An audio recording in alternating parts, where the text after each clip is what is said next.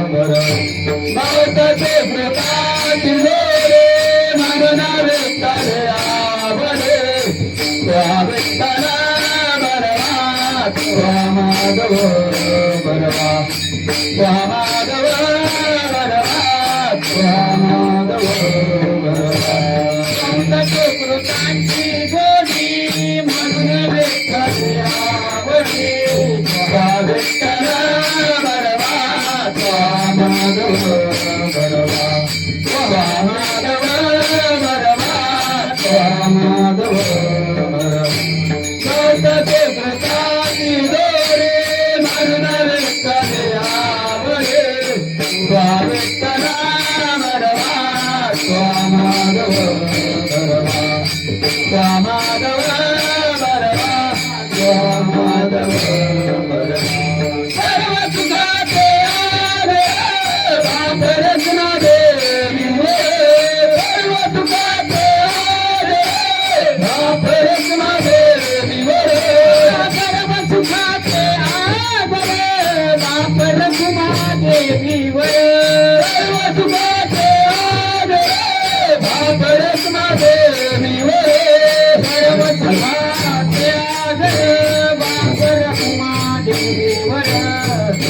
विठ्ठल बरवा तुहा माधव बरवा तुहा माधव बरवा तुहा माधव बरवा सर्व पिताचे आदर वापरत माझे तुहा विठ्ठल बरवा तुहा माधव बरवा तुहा माधव बरवा तुहा माधव बरवा जय जय राम कृष्ण हरी जय जय राम कृष्ण हरी जय जय राम कृष्ण हरी जय जय राम कृष्ण हरी जय जय राम जय जय राम कृष्ण हरी जय जय राम जय जय राम कृष्ण हरी राम कृष्ण हरी जय जय राम कृष्ण हरी राम कृष्ण हरी जय जय राम जय जय राम कृष्ण हरे जय राम कृष्ण हरे जय जय राम कृष्ण हरे जय जय राम जय जय राम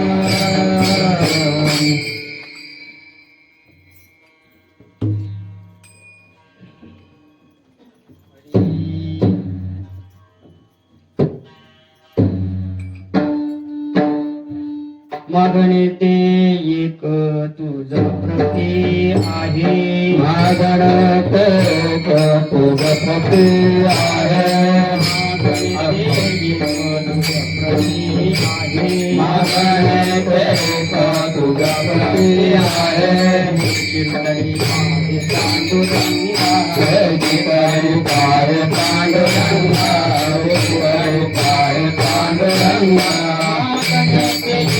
तुझा प्रती आहे मागणे एक तुझा प्रती आहे मागणे एक तुझा प्रती आहे मागणे एक तुझा प्रती आहे चितळी पाय पांडुरंगा चितळी पाय पांडुरंगा चितळी पाय पांडुरंगा या संतांची निर्वेद मला या संतांची निर्वेद मला संतांची निर्वेद मला या संतांची निर्वेद मला आणि तुझे काही न मागो देवा आणि तुझे काही न मागो देवा आणि तुझे न मागो देवा या संतांची निर्वेद मला या संतांची निर्वेद मला या संतांची निर्वेद मला या संतांची निर्वेद मला आणि तुझे काही न मागे देवा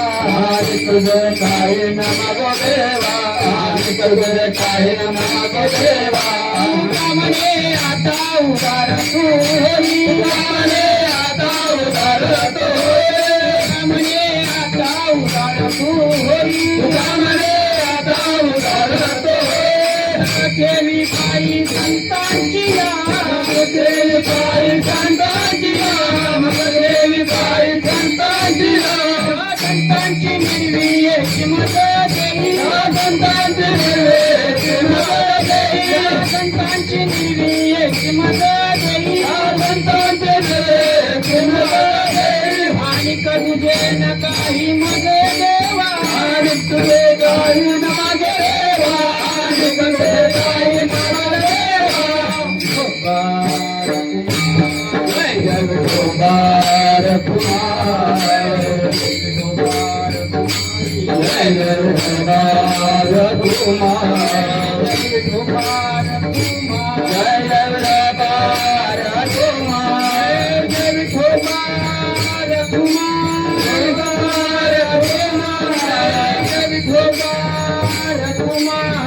गोपार कुमार जय गोपार कुमार गोपार कुमार जय गोपार कुमार जय जय गोपाल कुमार जय जय गोपाल कुमार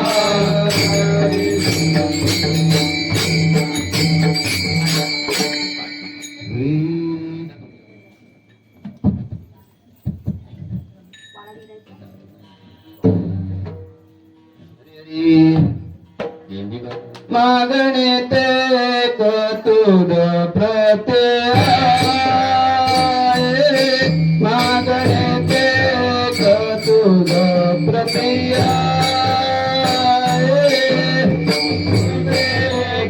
तुझा प्रती आहे मागण्याचे तुझा प्रती आहे मागण्याचे तुझा प्रती आहे मागण्याचे तुझा प्रती आहे मागण्याचे तुझा प्रती आहे मागण्याचे तुझा प्रती आहे देखी तरी पाहे पांडुरंगा देखी तरी पाहे पांडुरंगा यात कांती निर्वेती मजदे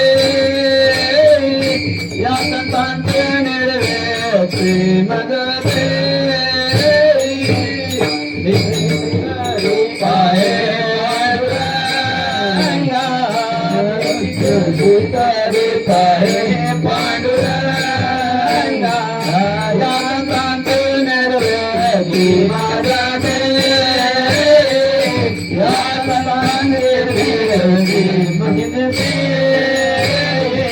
मागण्याचे तुझा प्रती आहे मागण्याचे तुझा प्रती आहे मागण्याचे तुझा प्रती आहे मागण्याचे तुझा प्रती आहे देखी तरी पाहे पांडुरंगा देखी तरी पाहे पांडुरंगा यात कांती निर्वेती मजदे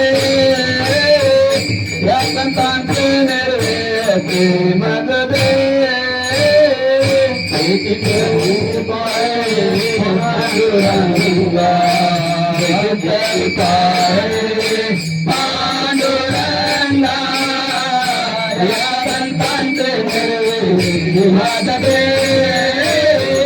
यात कांती निर्वेती मजदे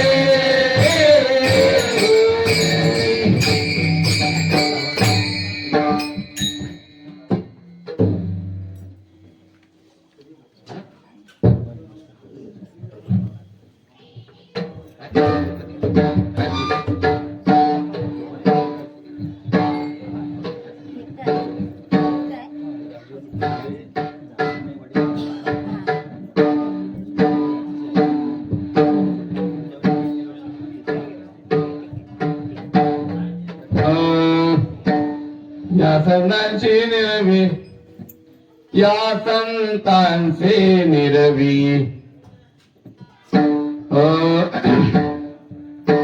या संतांचे निरवी घ्यायचे माझा देई या संतांचे निरवी घ्यायचे माझा देई या संतांचे निरवी घ्यायचे माझा देई या संतांचे निरवी घ्यायचे माझा देई या संतांचे निरवी घ्यायचे माझा देई या संतांचे निरवी घ्यायचे माझा देई या संतांचे निरवी घ्यायचे माझा देई या संतांचे निरवी घ्यायचे माझा देई अरे करू दे ताई न मागो तुझा अरे करू दे ताई न मागो तुझा या संतांचे निरवी घ्यायचे माझा देई या संतांचे निरवी घ्यायचे माझा देई तुझे ताई न मागो तुझा आणि तुझे ताई न मागो तुझा या संतांचे निर्वी घ्यायचे माझा देई या संतांचे निर्वी घ्यायचे माझा देई माझा देई घ्यायचे माझा देई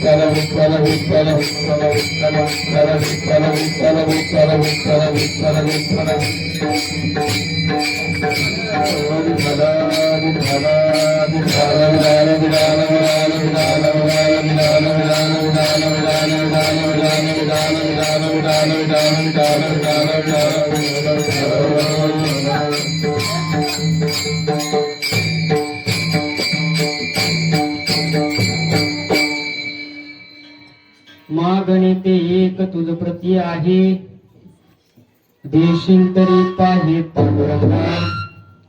या संतांची निर्विहेची मज देई, आणि तुझे काही न मागो तुझ किंवा न मागो देवा. मागणे ते एक तुझ प्रती आहे, देशील तरी पाहे पांडुरंगा. या संतांची निर्विहेची मज देई, आणि तुझे न काही मगे तुझ. विठ्ठल विठ्ठल विठाल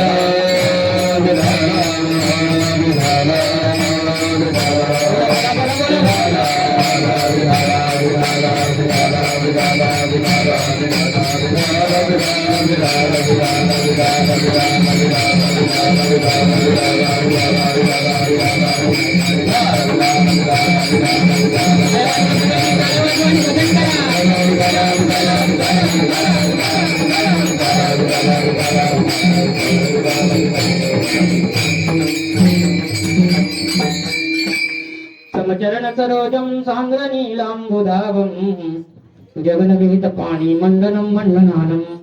तरुण तुलसी माला गंधम गंजनेत्रम, सदयदवलहासं विठ्ठलं चिन्तयामि. नमो सद्गुरु तुकया ज्ञानदीपा, नमो सद्गुरु सच्चिदानंद रूपा, नमो सद्गुरु भक्त कल्याण मूर्ती, नमो सद्गुरु भास्करा पुरहरती. प्रथम नमन गरुगणनाथा, उमा शंकराची या सुधा. चरणावरी ठेवून माथा, साष्टांग करी दंडवत. दुसरी वंदू शारजा, जे चतुरांचे आत्मजा. वाक सिद्धी पाविजे सहजा, तिच्या चरण ओजा नमन दंडवत. आता नमो साधू संजन, ज्यांचे निपुण्य पावन. प्रसन्न हो मी साधुजन, तया माझे नमन दंडवत. आता नमो देव ब्राह्मण, ज्यांचे निपुण्य पावन. प्रसन्न होऊन श्रोतेजन, तया माझे नमन दंडवत. आता नमो रंगभूमिका, कीर्तनी उभी होती लोका. प्राळ मृदुंग श्रोते देखा, तया माझे नमन दंडवत. ऐसे नमन करुणी सकळा, हरी कथा बोले बोबड्या बोला. अज्ञान म्हणून आपल्या बाळात चालवी सकळा नामा म्हणी. शरण शरण हनुमंता, शरण शरण हनुमंता. तुम्हालो रामदूता, काळ भक्तीच्या त्या वाटा. मज धावाव्या सुबटा. विठ्ठल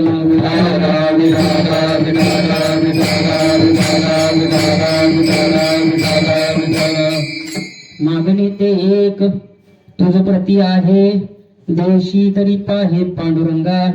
या संतांची निर्विहेची मज देई, अनेक तुझे न काही मगे तुझ. महाराष्ट्राचे आराध्य दैवत राजाधिराज पंढरीश पांडुरंग परमात्मा, कैवल्य साम्राज्य चक्रवर्ती विश्वसंत ज्ञानराज मौली, आदिशक्ती मुक्ताबाई, विश्वगुरु श्री निवृत्तीनाथ महाराज,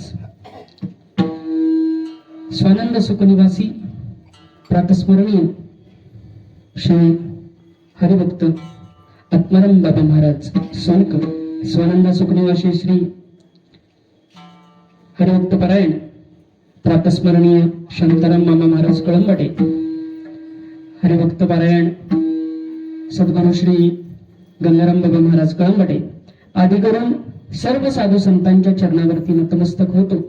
माझ्या समोर उपस्थित माझ्यापेक्षा ज्ञानानं वयानं अनुभवानं ज्येष्ठ श्रेष्ठ कीर्तनकार प्रवचनकार मातृभगिनी श्रोता गायक वादक आदी करून तुम्हा सर्वांच्या चरणावरती साष्टांग प्रणिपात करून पांडुरंगाच्या संकीर्तनाला आरंभ. पांडुरंगा करू प्रथमा नमन पांडुरंगा करू प्रथमा पांडुरंगा करू प्रथमा नमन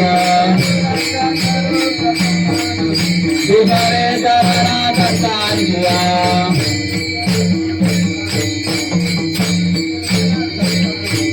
त्यांच्या कथाने कथेचा विस्तार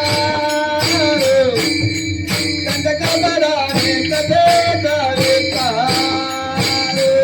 त्यांच्या कथाने कथेचा विस्तार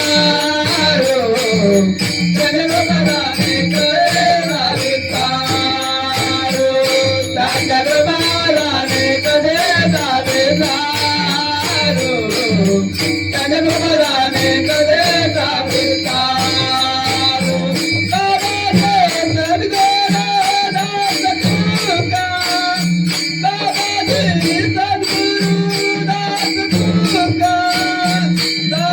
कथाने कथेचा विस्तार त्यांच्या कथाने कथेचा विस्तार बाबाजी सद्गुरू दास तुका बाबाजी सद्गुरू दास तुका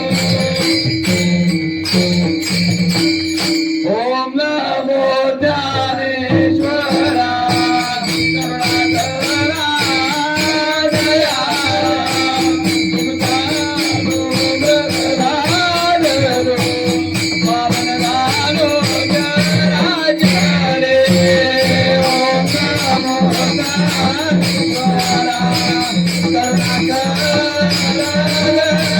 करुणाकरा दया तुमचा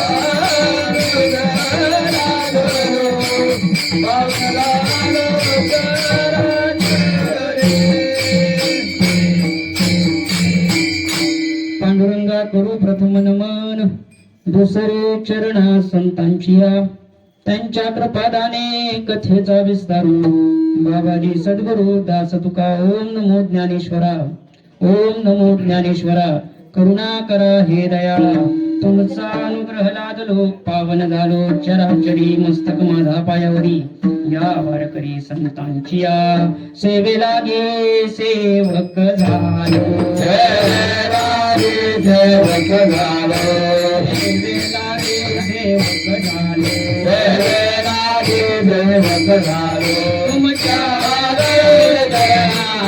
तुमच्या निज चरणा तुमच्या निज चरणा तुमच्या निज चरणा तुमच्या निज चरणा तुमच्या निज चरणा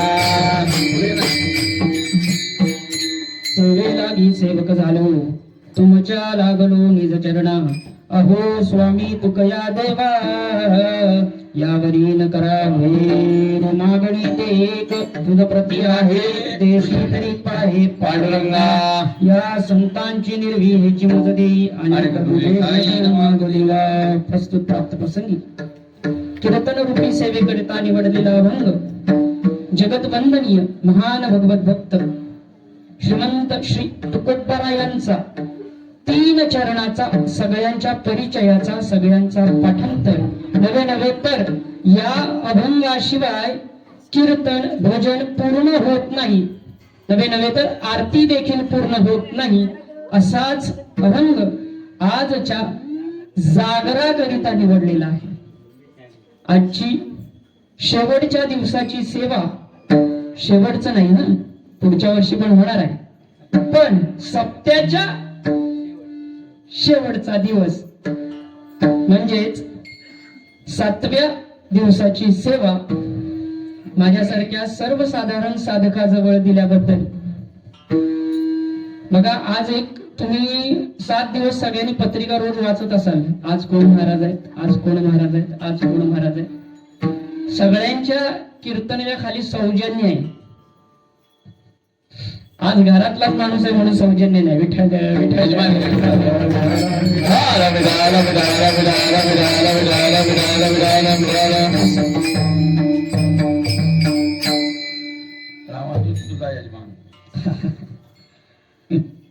आज देवाजवळ मागायचंय.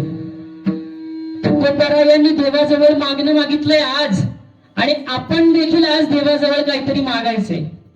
काहीतरी म्हणण्यापेक्षा आपल्याला अनुकूल असेल, अनुकूल असणारी गोष्ट मागायची आहे.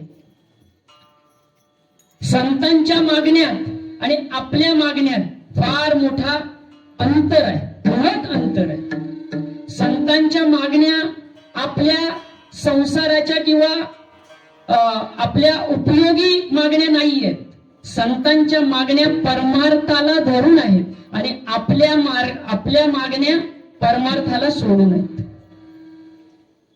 संसारात धनधान्यात वाढ व्हावी, आपल्या ऐश्वर्यात वाढ व्हावी, आपल्या कुळात वाढ व्हावी, आपल्या कुळाचाराचा वाढ व्हावा, ह्या मागण्या सर्व सामान्य लोकांच्या म्हणजे आपल्या आहेत. संतांच्या मागण्या काय आहेत? मागणे एक तुझ प्रती आहे, दिलस तर बर, तू देणार आहेस मला माहिती आहे. संतांच्या मागणीचा विचार आपण करतोय.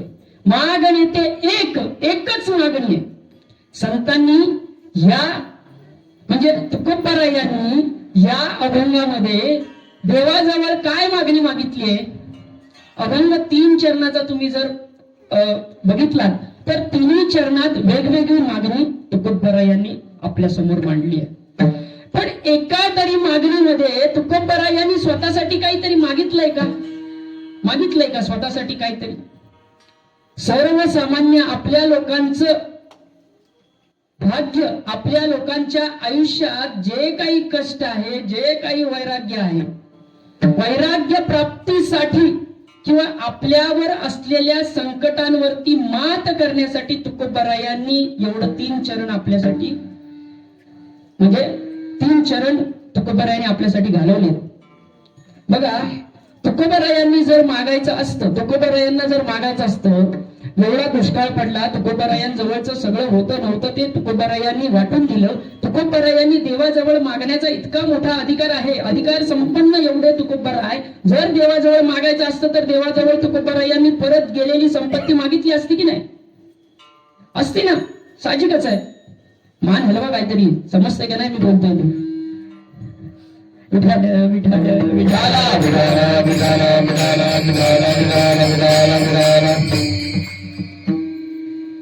तुकोबारायांनी धन धान्य ऐश्वर्य संपन्न असं सगळं दिलेलं परत मागू शकले असते. बरं, मागितल्यानंतर देवानी ते पटकनही दिलं असतं.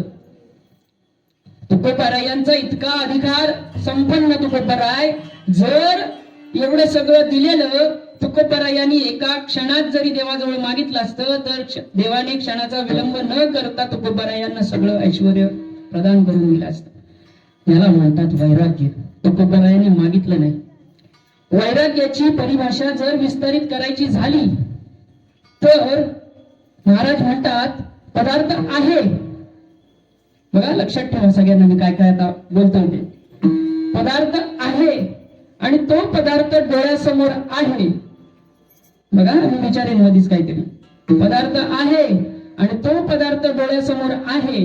डोळ्यासमोर असलेला पदार्थ आपल्याला अनुकूल आहे आणि अनुकूल असलेला पदार्थ आपल्यामध्ये भोगायची क्षमता आहे, आणि मग आपण नाही म्हटलं त्याला वैराग्य म्हणतात. पदार्थ आहे, आपण थोडं थोडं उदाहरणासहित जाणून घेऊया. वैराग्य पदार्थ आहे. उदाहरण सांगतो ऐका. कीर्तन संपलं की सगळी माझीच लोक, याच्यात कोणतरी एक नवीन माणूस आलेला आजच्या कीर्तनाला. म्हणलं गणगणे महाराजांचं कीर्तन काय आपण ऐकलेलं नाही, आज जाऊन ऐकूया. असाच एक व्यक्ती आज कीर्तनात आला. कीर्तन झाल्यानंतर तो माझ्या जवळ आला आणि मला म्हणाला, महाराज मी तुमचं कीर्तन कधीच ऐकलं नव्हतं, फार सुंदर झालं. झालं होईल नाही होईल ती बाब वेगळं आहे, पण तो माणूस माझ्या समोर आला आणि मला म्हणाला, महाराज आज तुमचं कीर्तन फार सुंदर झालं. मी तुम्हाला समर्पण करण्यासाठी, तुम्हाला काहीतरी देण्यासाठी मी एक गोष्ट आणली. जर तुमची अनुमती असेल तर मी तुम्हाला ती गोष्ट देतो. मी म्हटलं ठीक आहे, वस्तू आहे? हा म्हटलं आहे. कुठेच मिळत नाही? कुठेच मिळत नाही. तुझ्याकडे आहे? आहे. तरी तू देणार आहेस मला? तो म्हणतो हो, इतकं फार सुंदर कीर्तन झालं, मला तुम्हाला द्यावंच लागेल ते. मी म्हटलं नाही म्हणायच्या आधी म्हटलं कुठंच गोष्ट मिळत नाही, आपण घेऊन तरी ठेवूया आपल्याकडे, दुर्लभ गोष्ट आहे. तो हळूच माझ्या जवळ आला आणि मला कानात म्हटला, महाराज तुमच्यासाठी द्यायला मी सशाचं शिंग आणलंय म्हणे. बरं, सशाचं शिंग असतं का? नाही. सशाचं शिंग म्हटलं मी लगेच नाही म्हटलं. सशाचं शिंग असतं का? नसतं, मला माहिती आहे म्हणून मी नाही म्हटलं. याला वैराग्य म्हणतात का? नाही. वस्तू आहे पण ती दिसते का आपल्याला? किंवा वस्तू तो म्हटला आहे, तो म्हटला म्हणून आहे, त्याच्यासाठी आहे, पण माझ्यासाठी ती आहे की नाही? नाही, वस्तूच नाही ना. मग आपण नाही म्हटलं तर त्याला वैराग्य म्हणत नाही. चला पुढे जाऊया. वस्तू आहे आणि डोळ्यासमोर आहे, आणि डोळ्यासमोर असलेली वस्तू अनुकूल आहे. वस्तू आहे बरं का. आता कीर्तन झालं, तो म्हटला मगा सरकत नाही, तोच माणूस परत आला माझ्याकडे. त्याला म्हणजे असं राहवलं नाही. म्हटलं खूपच भारी कीर्तन झालं महाराज तुमचं. आता वस्तू आहे म्हटला, आता वस्तू आहे, खरंच आहे म्हटलं. म्हटलं मगा सारखं जर केलंस तर पुन्हा तुला कीर्तनात दिसला तर पहिलं बाहेर काढीन म्हणलं. काय म्हटलं? वस्तू आहे म्हटलं, महाराज वस्तू आहे आणि ती मी तुम्हाला देणार आहे म्हटलं. म्हटलं ठीक आहे. बरं, तू वस्तू, मी नाही म्हणायच्या आधी तू वस्तू सांग मला, किंवा हो म्हणायच्या आधी ती वस्तू मला सांग. जरा मागच्या पेक्षा हळू आवाजात म्हटला, महाराज आज तुम्हाला मी द्यायला सायनाईट आणलंय म्हणे. सायनाईट? विष? बरं, वस्तू आहे की नाही आणि डोळ्यासमोर आहे की नाही? मग वस्तू आपल्याला अनुकूल नाहीये म्हणून मी पटकन नाही म्हटलं. अरे दिलं घेतलं मेलो, पुढच्या वर्षी सेवा करायची आहे की नाही? तर वस्तू आहे, वस्तू डोळ्यासमोर देखील आहे, वस्तू अनुकूल नाही म्हणून मी नाही म्हटलं. याला वैराग्य म्हणतात का? याला अजिबात वैराग्य म्हणत नाही. बरं, पुढे जाऊया. वैराग्याची परिभाषा इतकी सोपी नाहीये. नाही म्हटलं म्हणजे वैराग्य आपल्यामध्ये निर्माण झालं अशी गोष्ट नाहीये. वैराग्य सिद्धी साधनेची गोष्ट आहे. आपण स्वतः सिद्ध झाल्यानंतर ज्या साधने रूपी नाम जपाने आपण जर सिद्ध होत असू, त्या सिद्धीनंतर प्राप्त होणारी गोष्ट वैराग्य आहे. आपण कुठं होतो? वस्तू आहे, ती डोळ्यासमोर आहे, वस्तू डोळ्यासमोर असलेली वस्तू अनुकूल आहे. आता पुढे जाऊया. डोळ्यासमोर असलेली वस्तू आपल्याला भोगण्यासाठी ती प्राप्त आहे का? उदाहरण देतो बघा. कीर्तन संपलं, जागर आहे. आमच्याकडे दरवर्षी काही ना काहीतरी असतं बरं का जागराला. आणि गेल्या 2 वर्षापूर्वी आम्ही 7 दिवस ठेवलं होतं, पण कोणी यायलाच तयार नाही. दुसऱ्या वर्षी 1च दिवस झालं. आता 3ऱ्या दिवशी पण 1च दिवस आहे, पण जो आणणारच नाही. विठ्ठल विठ्ठल विठ्ठल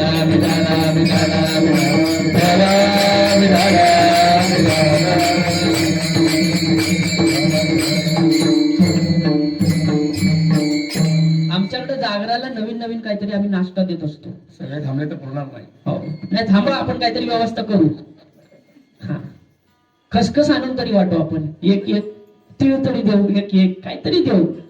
पण थांबलात तर नाही, नवीन काहीतरी आज तुम्ही थांबाच, खरंच थांबा. तर असंच एक दिवस जागर संपला. माझ्या बरोबर एक माझा मित्र आला होता जागराला, कीर्तनाला. म्हटलं कीर्तन तुझं ऐकायचं आणि तुमच्या इकडं वेळमलाच ऐकायचंय. म्हटलं तिकडं काहीतरी जागरानंतर तू राहणार आणि जागरानंतर काहीतरी खायला देणार, तर मला ते हवंय. म्हणजे तो खादाडत मित्र माझा आला बरं का. मित्र आला, जागर संपलं. इथल्या मंडळीने ती वस्तू वाटायला, तो नाश्ता ब्रेकफास्ट वाटायला सुरुवात केली. काय होतं? ओंजळभर शेंगदाणे, खरपूस, मस्त एकदम खरपूस शेंगदाणे. आता शेंगदाण्याला लय भाव आलाय, एकदम खरपूस. ते असे किडले बिडलेले शेंगदाणे नाही आपण वाटत, एकदम चांगले असे दरदरीत शेंगदाणे आणि एक गुळाचा खडा द्यायचा. मंडळाने ठरवलं, सगळ्यांना वाटायला सुरुवात केली. भजन संपलेलं. माझ्यापर्यंत तो व्यक्ती आला वाटणारा, दादा प्रदीप दादा आला माझ्या जवळ, तोच असतो वाटायला. भावेश असतो आमचा, भक्तीताई असते. वाटायला आला. ते खरपूस शेंगदाणे मी घेतले, एक गुळाचा खडा घेतला आणि मी शेंगदाणे खायला चालू केलं. माझ्या बाजूच्या मित्राने शेंगदाणे घेतले नाहीत. मला टेन्शन आलं, याला शेंगदाणे आवडतात की नाही, नक्की हा आलाय जागराला खरा, शेंगदाणे आवडतात की नाही. म्हणून न राहून त्याला विचारलं, तुला शेंगदाणे आवडतात का रे बाबा? तो म्हणला हो. मग तू घेतले का नाही? नाही म्हणतो. अरे का नाही घेतले? काहीतरी कारण असेल ना. आज खात नाही का? एकादशी सगळ्या यायला चालतात शेंगदाणे. शेंगदाणे काय, मग तू का नाही खाल्ले? त्यांनी माझ्या जवळ आला आणि आ केलं. एक पण दात नाही हो. बरं, मला कळलं तेव्हाच त्यांनी कृत्रिम केलेले दाताची जे दात कृत्रिम केलेले बनवले होते ते घरी नेमका ठेवून आला. मला पण नव्हतं माहित. मला पण नेमकं नव्हतं माहित. अरे इच्छा म्हटलं, म्हणून नाही म्हटलास का? बघा, वस्तू होती, डोळ्यासमोर होती, अनुकूल होती, भोगण्याची क्षमता नव्हती. भोगण्याची क्षमता त्याच्याकडे नव्हती म्हणून तो नाही म्हटला. याला वैराग्य म्हणतात का? नाही. बरं, मग मी त्याला विचारलं, सगळे माझ्याच ओळखीचे आहेत, माझ्याच घरचे आहेत, तुला वाटून देऊ का? तो म्हणतो वाटून दिलं तर वंजळवर काय टोपल्यावर खाईन मी.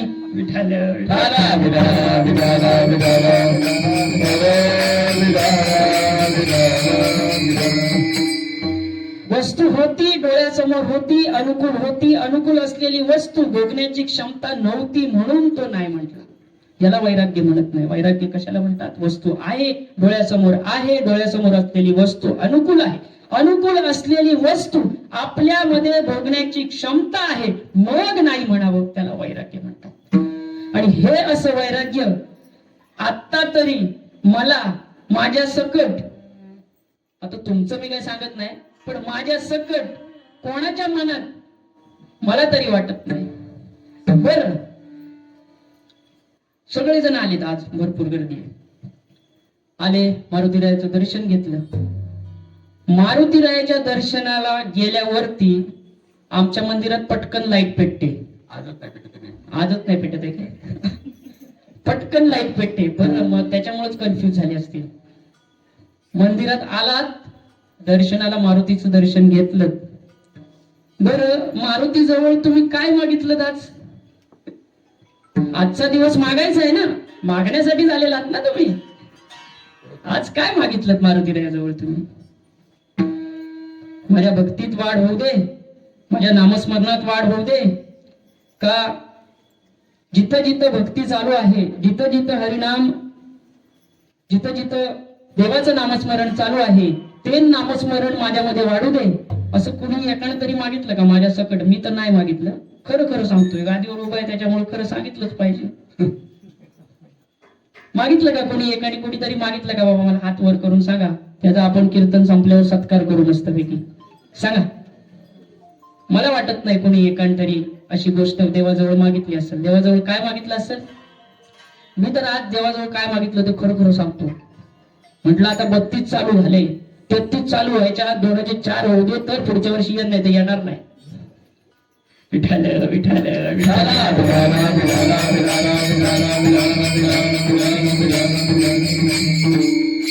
असो, इथे देणारा कोण आहे? देणारा पांडुरंग परमात्मा आहे. आणि मागणारे कोण आहेत? मागणारे संत तुकाराम महाराज. Yeah!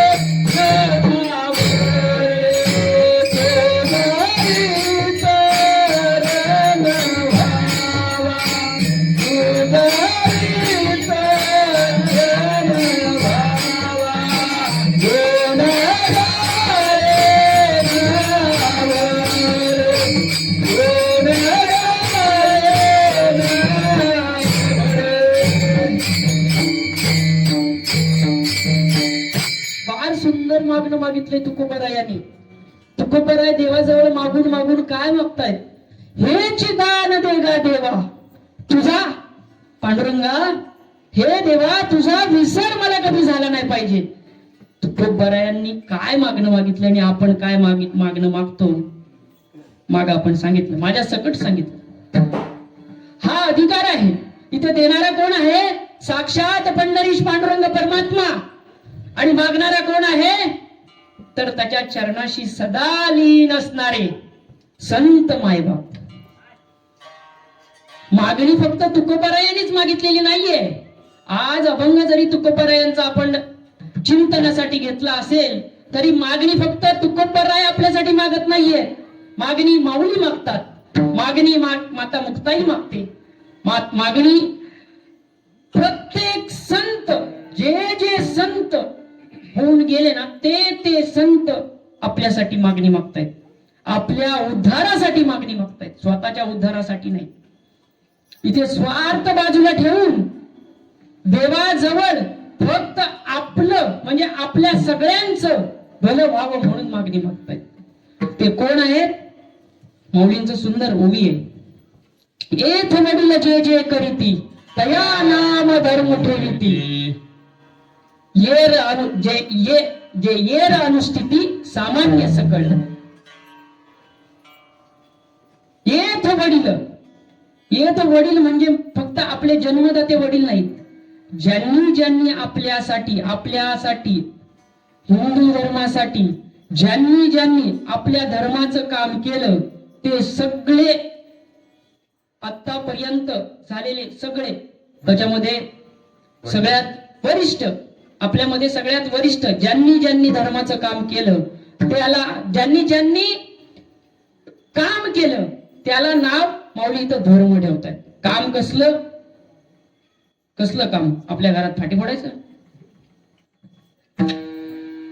आपल्या धर्माचं काम ज्यांनी केलं, आपल्या आयुष्यात सुख समृद्धी ऐश्वर्य प्रदान करण्यासाठी जे करावं लागलं ते या त्या संतांनी आणि त्या वरिष्ठांनी केलं, त्याचं फळ आज आपल्याला मिळतंय.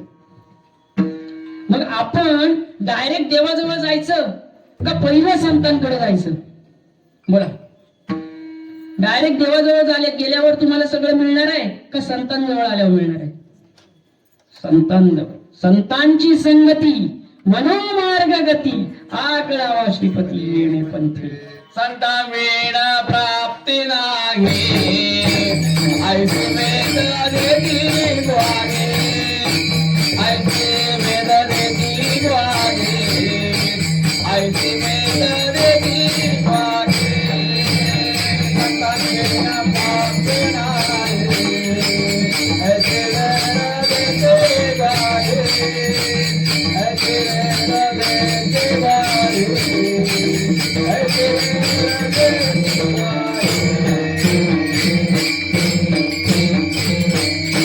संतान विना प्राप्ती नाही ऐसी वेद देती ग्वाही. वेद म्हणजे कोण? साक्षात पंढरीश पांडुरंग परमात्मा. त्याच्या सत्तेशिवाय एक पानही हलत नाही, त्याच्या सत्तेशिवाय एक आपला हवाही चालत नाही, वाराही चालत नाही, म्हणजे त्याच्या सत्तेशिवाय काहीच नाही.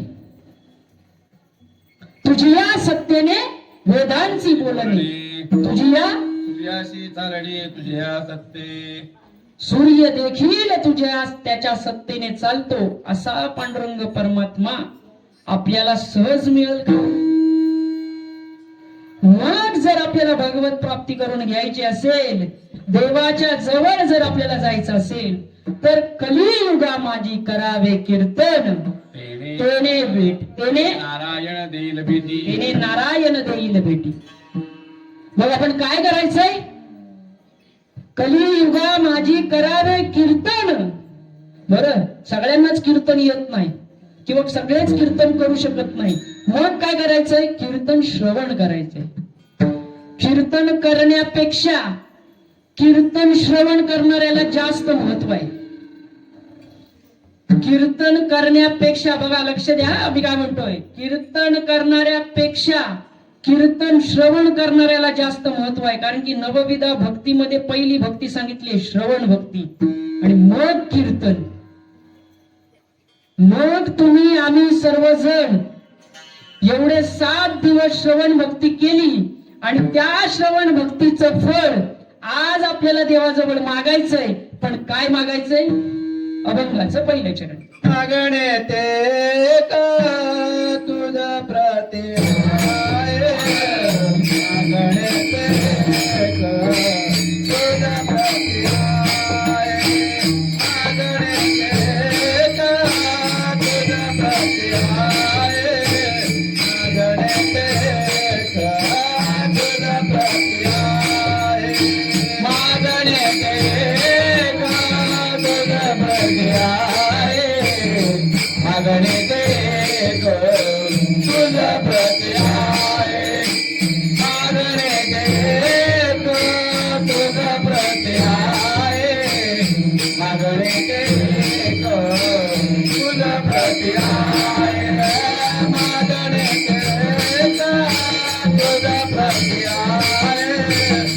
मागणे ते तुझा प्रति मागणे ते तुझा प्रति मागणे ते तुझा प्रति मागणे ते तुझा प्रति मागणे ते तुझा प्रति मागणे ते तुझा प्रति मागणे ते तुझा प्रति मागणे ते तुझा प्रति त्याचे तरी पाय पांडुरंगा, त्याची तर पाय पांडुरंगा, त्याची तरी पाय पांडुरंगा, त्याची तर पाय पांडुरंगा. या संतांचे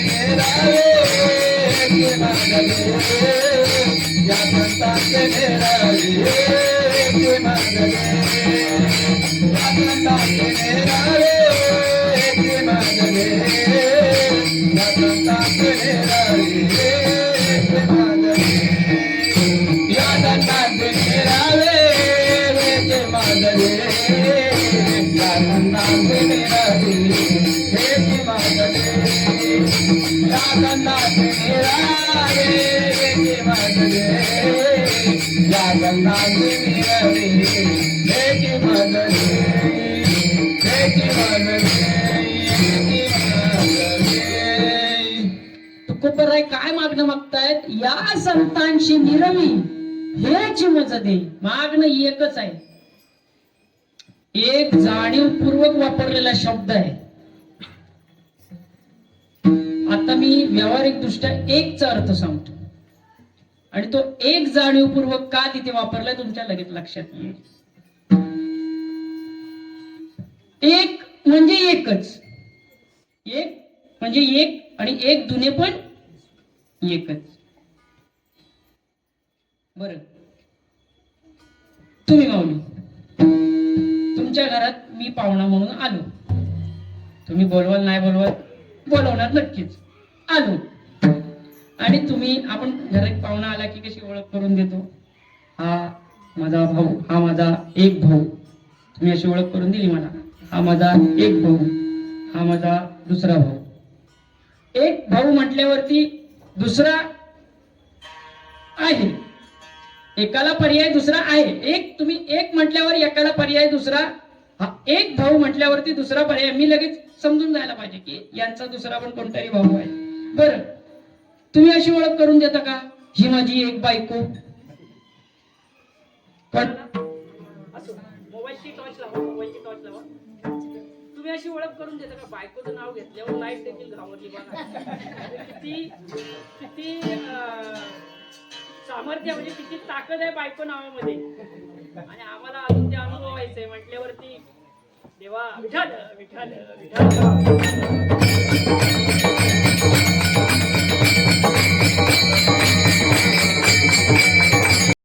फुलं तयार झाली तो ससा ती फुलं खाऊन टाकायची. जाम वैताग लावून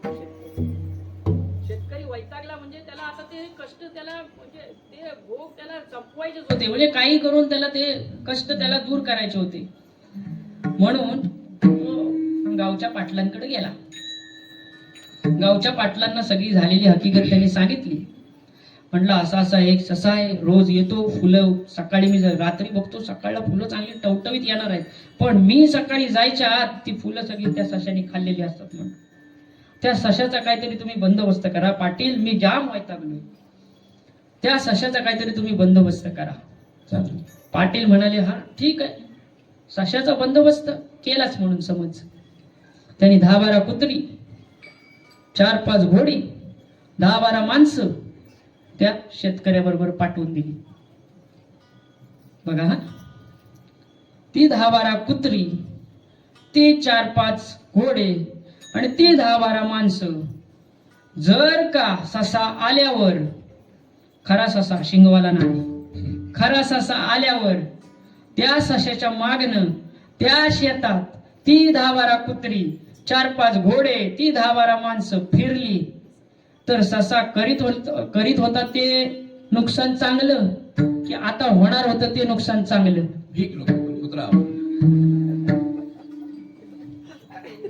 मग त्यांनी काय करायला पाहिजे होतं? आलेले भोग भोगून संपवायला पाहिजे होते. आलेले भोग जर त्यांनी भोगून संपवले असते, कदाचित ती लाल लाल कडिंगण झाली होती ती तरी त्याला बाहेर जाऊन विकता आली असती.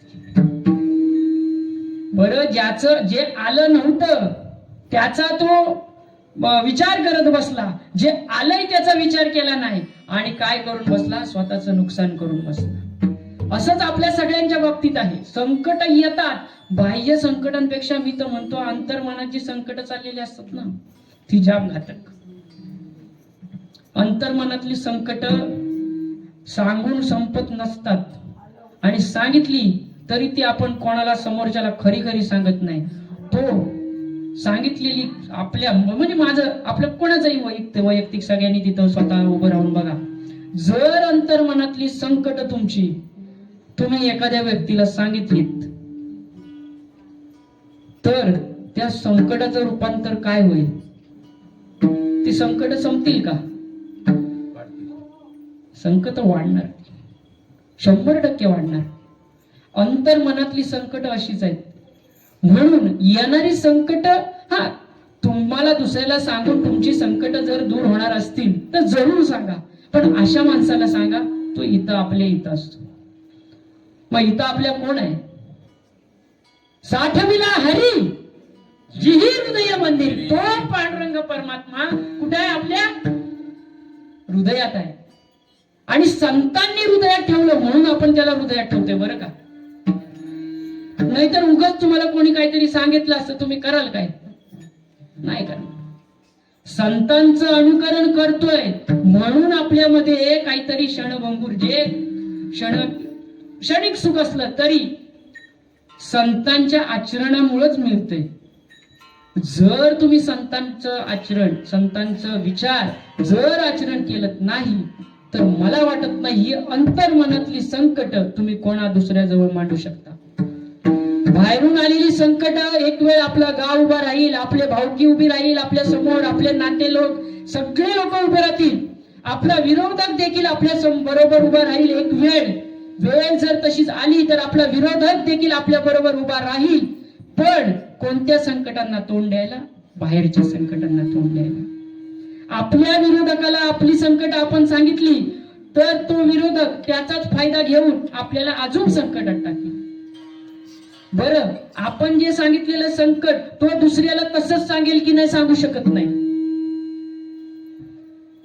आपल्यावर आलेलं संकट किंवा आपल्यावर आलेली दुःख एखादा माणूस आपण एखाद्याला सांगितली तर तो माणूस तसंच संकट किंवा त्याचा तरी कोणतरी जीवलाग असणार की नाही. पण त्याला आपण एखाद्यावर आपली संकट टाकतोय म्हटल्यावर तो त्याचे संकटच होणार ना. आता मी एखाद्यावर मी आता आऊ महाराजांवर फुलं टाकली इकडनं, तर आऊ महाराजांच्या अंगावर दगड पडणार आहेत का? समजा मी आता महाराजांना 500 रुपयाची खोटी नोट दिली आहे माझ्याकडे, खरं ती पिवळ्या कलरची नोट आठवते का कोणाला? पिवळ्या कलरची 500ची नोट आठवते काय? कुणी ठेवला नव्हती? जी नोटबंदी झाली, नोटबंदी नंतर असे चुकून कोणाच्याकडे राहिले होते काय? माझ्याकडे राहिले होते आणि अजूनही हवं तर कीर्तन झाल्यावर दाखवतो मला सांगा. तर ती 500 रुपयाची नोट मी महाराजांना दिली, ती देईपर्यंत खरी होणार आहे का? मग तसंच आपण आपल्या अंतर्मनातलं संकट जर मी त्यांच्या जवळ सांगत असेल तर ते संकट लगेच दूर होणार आहे का? संकटाचं समस्येचं ते सुधारणा किंवा काहीतरी आपल्याला अनुग्रह काही आपल्याला त्या समस्येवरती उपाय सांगू शकतील, पण ते उपाय पण देखील आपल्यालाच करायचे. एखादा आपण डॉक्टरकडे गेल्यावर आपल्याला ताप आला असेल, आपल्याबरोबर आपली आई आली, कोण बहीण आली, भाऊ आला, आई आली, बहीण आली, भाऊ आला, ताप मला आलाय आणि मी म्हटलं यांना इंजेक्शन द्या, चालेल काय? नाही चालणार. तशीच गोष्ट आहे, आपल्यावर आलेलं संकट आपण स्वतःच दूर करायचंय. हा बरं, दुसऱ्याला संकट सांगितलं आणि त्यांनी जर त्याच्यावरती उपाय सांगितला तर बरा, नाहीतर मी सांगितल्याप्रमाणे संकट वाढतच राहणार आहे. म्हणून या संकटाचं, या म्हणतात ना, आपण भाग्यवान आहोत, आपल्याकडे मारुतीरायाचं मंदिर आहे. आणि मारुतीरायाला काय म्हणतात? संकट काय म्हणतात? मग आपली जी संकट आहे, आज आपण दत्ताच्या मंदिरात गेलो, त्याला आपण असं म्हणतो का? नाव एके नाव जुने पण नावच. संकट मोचन म्हटलं की आपल्या डोळ्यासमोर कोण येणार? मारुतीरायच येणार. किंवा आपल्याला एखादी गोष्ट हवी असेल, त्याचं नाव आपण घेतलं तर ते डोळ्यासमोर आपल्याला तीच गोष्ट येणार, दुसरी गोष्ट येणारच नाही. असंच आहे, आपल्यावर आलेली संकट आपण कोणाला सांगायची? फक्त देवालाच सांगा. जर इथून काय सांगा तुम्ही, फक्त मगाशी सांगितल्याप्रमाणे अशा व्यक्तीला आपली संकट सांगा. तो आपल्या समोर, आपण त्याला देव समान मानत असू, आपण त्याला गुरु मानत असू, आपण त्याला संत मानत असू, अशाच व्यक्तीजवळ आपली संकट सांगा. तेच लोक तुम्हाला तुमची संकट दूर करून देतील. काय झालं? आपलं संकट आलेली आपण भोगून सोडून द्यायची असतात. विठ्ठल विठ्ठल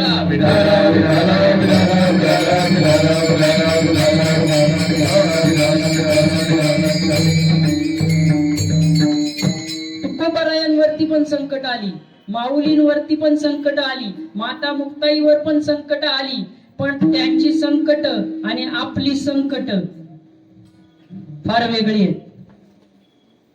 त्यांच्यावर जी संकट आली ना, ती कदाचित आज आपल्यावर आली ना, तर आपण दुसऱ्या दिवशी काहीतरी, तो मी मगाशी सांगितलं ना साईनट, तुम्ही लगेच माझ्याकडे मागायला याल, दे बाबा ते साईनट, जाऊ दे मला एकदाच. ती संकट झेलून सुद्धा एखादा माणूस स्वतःसाठी पुढे जगला असता. तसं संतांनी केलेलं नाही, तसं माऊलींनी केलेलं नाही, तसं तुकोबांनी केलेलं नाही, तसं कुठल्याच संतांनी केलेलं नाही. ती संकट त्यांनी भोगून संपवून टाकली आणि त्यांच्यावर आलेली संकट, त्याच्यावरती आलेली संकट, त्याच्यावर काय उपाय करायचे ते उपाय त्यांनी करून ठेवले. काय करून ठेवले? माऊलींनी ज्ञानेश्वरी, तुकोबांनी गाथा, शिवाजी महाराजांनी काय करून ठेवलं? आपल्यासाठी स्वराज्य निर्माण केलं. अख्खं आयुष्य शिवाजी महाराजांनी, छत्रपती शिवाजी महाराजांनी आपल्या सगळ्या लोकांसाठी आयुष्य वेचलं. अशाच संतांचं नामस्मरण आपण करायचंय आणि अशाच संतांजवळ जायचंय, जेणेकरून जे संत आपल्या सर्वसामान्यांच्या मागणीसाठी लोकांजवळ म्हणजे देवाजवळ आपली मागणी पूर्ण करतील. असंच हेच संकट म्हणजे आलेलं संकट निरवून टाक, आलेलं संकट निरवून टाक. अभंगाच्या दुसरं चरण. या संतांचे निरवी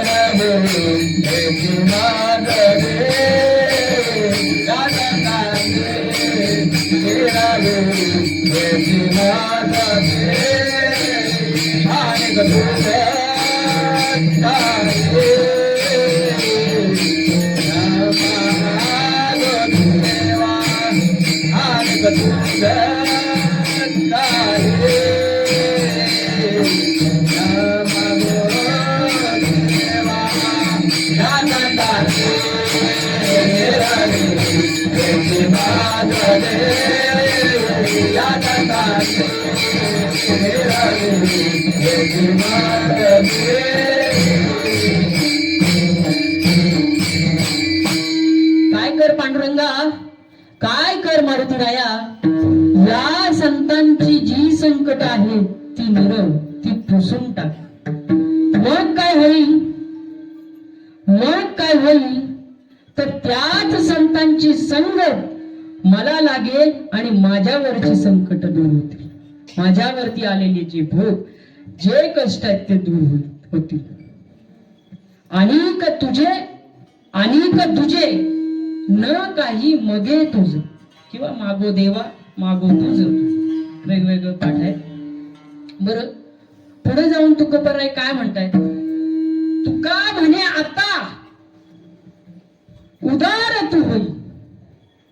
पांडुरंगा, परमात्मा, हे विठ्ठला, आता तू काय हो, एवढ्या सगळ्या मागण्या मी तुझ्या समोर मागितल्या आहेत. एवढ्या सगळ्या मागणींचा जो विचार आहे तो तू कर आणि उदार हो. उदार हो काय? कृपाळू हो. उदार हो, कृपाळू हो आणि मागितलेल्या मागण्या पूर्ण कर. मग काय? मग मला त्या संतांच्या पायाजवळ ठेव. का? देवाजवळ जाण्यासाठी संतांचे पायच पहिले महत्वाचे आहेत. संतांजवळ जाय, मगाशी सांगितल्याप्रमाणे आपण जेव्हा संतांजवळ जाऊ तेव्हाच आपल्याला देव भेटणार आहे, तेव्हाच आपल्याला भगवत प्राप्ती होणार आहे, तेव्हाच आपल्या नामामध्ये वाढ होणार आहे आणि तेव्हाच आपण देवाशी एक रूप होणार आहोत आणि तेव्हाच आपल्या समोर, आपल्या पुढं संत ही पदवी लागणार. तुम्ही संत माय बाप कृपावंत, तुम्ही संत माय बाप कृपावंत. तुमची कृपा झाल्याशिवाय देवाची भेट होणं मला शक्य नाही. अरे, ज्याला अखंड देवाचा शेजार होता त्याला देखील अहंकार चढला. कोण? संतांना देखील अहंकार झाला. पण आपण सगळीकडे सांगत असतो संतांना अहंकार झाला, संतांना अहंकार झाला, पण त्याच्या मागे पण एक कारण आहे. संतांनी जर का तो अहंकार स्वतःवर ओढवून घेतला नसता तर अहंकार काय आहे हे आपल्याला कळलं नसतं. आपण म्हणतो नामदेवरायांना अहंकार झाला, आपण म्हणतो, पण जर नामदेवरायांनी अहंकाराचं महत्व किंवा अहंकार ओढवून घेतला नसता तर अहंकाराचं अस्तित्व तिथंच संपलं असतं आणि अहंकार म्हणजे पुढे आपण जगलोच नसतो. पुढे आपण संतांचे विचार आचरणात आणलेच नसते. अशा लीला पांडुरंग परमात्मा करत असतो आणि तीच लीला संतांकडून करून घेतली. ज्यांच्या हातून नामदेवराय जेवायचा, ज्याच्याशी देवाशी नामदेवराय स्वतः बोलायचे, त्यांना अहंकार झाला. पण तो अहंकार दूर करण्यासाठी पांडुरंग परमात्म्याने माता मुक्ताई सारखी देवी, माता मुक्ताई सारखी अनन्य साधारण महत्व असणारी व्यक्ती त्यांनी तिकडे रूप घेतलं. माता मुक्ताई भर सभेमध्ये नामदेवरायांना म्हटली, तू कच्च मडकेस, जरी तुला अखंड देवाचा शेजार असला ना, देव तुझ्या जवळ बोलत असला ना, देव तुझा हातचं जेवत असला ना, तरी देव तुला अजून कळलेला नाहीये. देव काय आहे ना तुला अजून कळलेला नाहीये. नामदेवरायांना म्हणजे इतका प्रचंड त्यांना त्या वेदना झाल्या, त्यांना ते लागलं की भर सभा मंडपात असंख्य संतांच्या मांदियालीमध्ये जर का एखादी व्यक्ती आपल्याला तू कच्च मडकायस म्हणत असेल तर आपण काय आहोत, आपण अजून स्वतःला ओळखलेलं नाहीये. नामदेवरायांनी विचारलं, जर का मला या संतांच्या लाईनीत बसायचं असेल, या संतांच्या सारखं जर राहायचं असेल तर मला काय करावं लागेल? गुरु करावा लागेल. गुरु करावा लागेल. गुरु केल्याशिवाय संतांची प्राप्ती नाही आणि संतांशिवाय देवाची प्राप्ती नाही. गुरु करावा लागेल म्हटल्यावरती त्यांनीच तिला विचारलं, बाबा काय कुठे जाऊ आणि काय कोणाचं अनुग्रह घेऊ आणि कोणाला माझ्या गुरुपदी बसवू मी? जर मी देवासमोर, अजूनही अहंकार आहे बरं का, जर का मी देवाजवळ बोलत असेल, जर का देव माझ्या हातचं जेवत असेल तर गुरु देखील मला तसाच हवा. हा अहंकार दूर करण्यासाठी माता मुक्ताईने सांगितलं, जा त्या डोंगरात एक तपस्वी साधना करत बसलाय, त्याचा अनुग्रह घे. आणि नामदेवराय निघाले, पोचले, पण तिथली अवस्था बघून अजून देखील नामदेवरायांचा अहंकार गेला नव्हता. त्या तपस्वीची साधना भंग गेली आणि म्हणजे बघितलं, त्या तपस्वीला बघितलं, मला माहिती आहे हा कोण, आपल्यामध्ये कोण, वरती टाळकरी मंडळीने सोडून नामदेवरायांच्या गुरूंचं नाव, अजून 2 मिनिटं आहेत तुमच्यावर, आठवा. मळका चेहरा, केस वाढलेली, अत्यंत एकदम खराब अवस्थेत, आणि बसला नव्हता, पाय पिंडीवरती होते. आणि अशा व्यक्तीला, अशा माणसाला मी गुरु करून घ्यावा? नामदेवराय विचारतात, मी गुरु करून घ्यावा?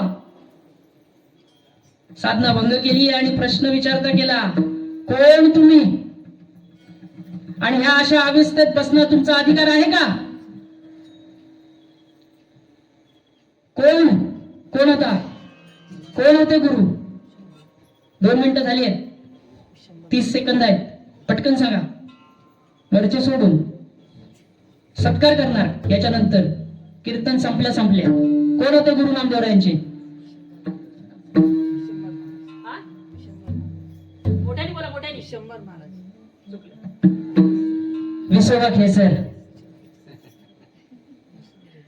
विसोबा खेचर पाय पिंडीवर ठेवून बसले होते.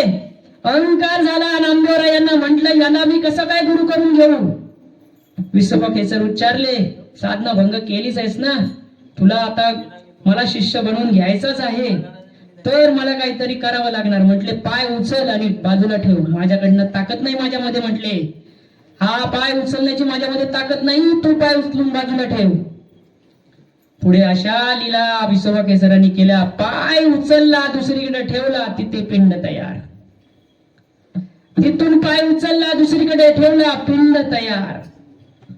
नामदेवरायांना कळून चुकलं की हा अहंकार इतका खोटा आहे आणि तो अहंकार बुडवण्याची, म्हणजे या माणसानी, म्हणजे या दैवानी, या साधूनी माझा अहंकार दूर केला.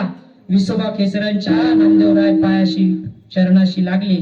संत संगतीचे काय सांगू सुख, संत संगतीचे काय सांगू सुख, संत संगतीचे काय सांगू सुख.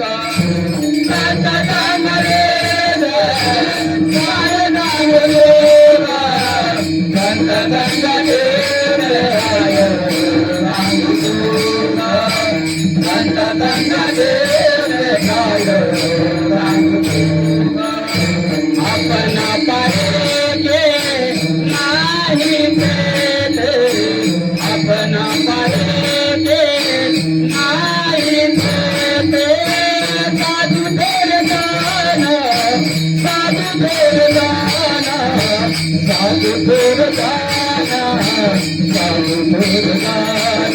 साधू थोर दाना साधू थोर दाना साधू थोर दाना साधू थोर दाना साधू थोर दाना साधू थोर दाना साधू थोर दाना साधू थोर दाना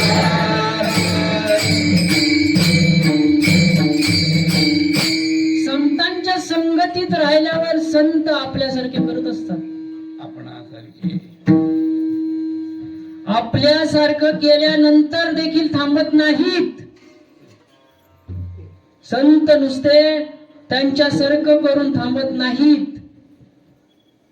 तर साधू थोर जाना साधू थोर जाना. संतांच्या संगतीत गेल्यावरती आता तुम्ही मला सांगा, इथे सगळेच माळकरी नसतील, सगळेच माळकरी नसतील. जर तुम्ही एखाद्या माळकऱ्याबरोबर पायवारीला किंवा पंढरपूरला गेलात, बघा हा, एखाद्या माळकऱ्याबरोबर जर का तुम्ही पंढरपूरला गेलात, तर त्या पंढरपुरात गेल्यानंतर माझ्यासारखा एक माळकरी माणूस त्या माळकऱ्याला भेटला, तर तो माणूस फक्त माझ्याच पाया पडेल का माझ्या बरोबर आलेल्या माणसाच्या पाया पण पडेल? संगत काय सांगितली? संगत. संतांच्या संगतीत राहिल्यावर संतांसारखं आपल्याला होता येतं, एवढं जरी आजच्या कीर्तनातनं कळलं तरी कीर्तनाचं सफल झालं म्हणून समजा. विठ्ठल विठ्ठल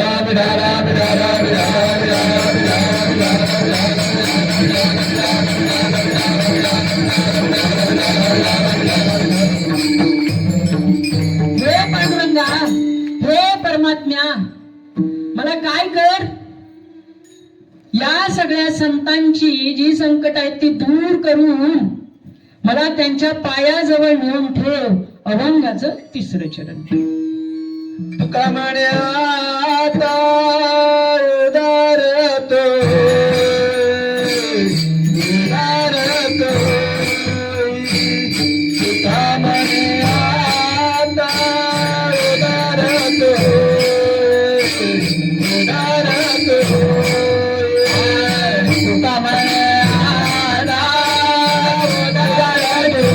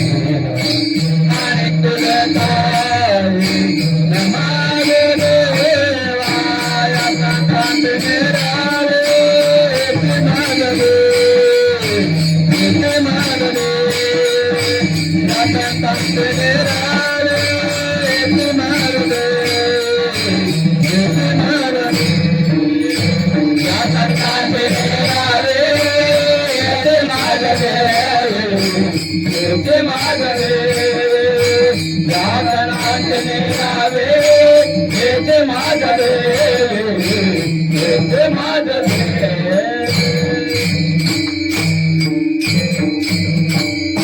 तुका म्हणे आता उदार तू होई मज ठेवी पायी संतांची या. अभंगाच्या तिन्ही चरणाचं विवरण झालेलं आहे, पण माझ्याकडे अजून अर्धा तास बाकी आहे. 1 मिनिट पण सोडणार नाही. विठ्ठल विठ्ठल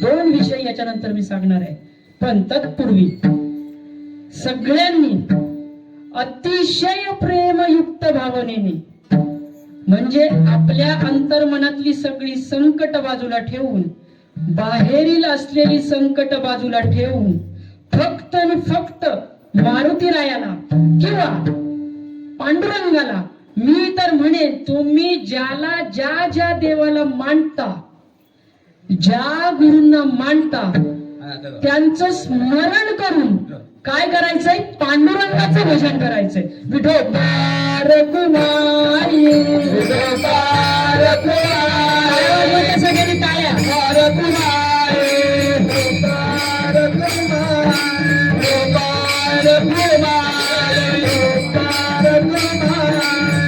विठोबार कुमारी विठोबार कुमारी विठोबार कुमारी विठोबार कुमारी विठोबार कुमारी विठोबार कुमारी विठ्ठल माझा माझा माझा माझा माझा विठ्ठल माझा विठ्ठल माझा विठ्ठल माझा माझा माझा माझा विठ्ठल माझा